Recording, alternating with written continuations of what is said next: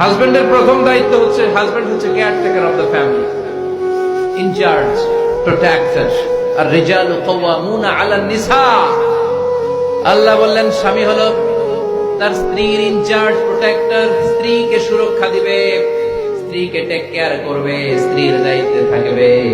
এই দাম্পত্য জীবনের দুইজনের সংসারকে, সংসারের মধ্যে স্বামীকে দায়িত্বশীল বানিয়েছে কে? পুরুষ দায়িত্বশীল। পুরুষ কখনো নারীর ক্ষতি করে না, সুপুরুষ নারীর ক্ষতি করে না, ঠিক কিনা? গোটা পুরুষ সমাজ নারী সমাজের সুরক্ষা দিবে। যেগুলো নারীকে একান্তে পেলে রেপ করে, যে ঢাকা বিশ্ববিদ্যালয়ে একটা রেপের ঘটনা ঘটছে না, যে এই বেয়াদবটা এই কাজ করেছে, এটা কি পুরুষ না কুপুরুষ? এটা কি সুপুরুষ না কুপুরুষ?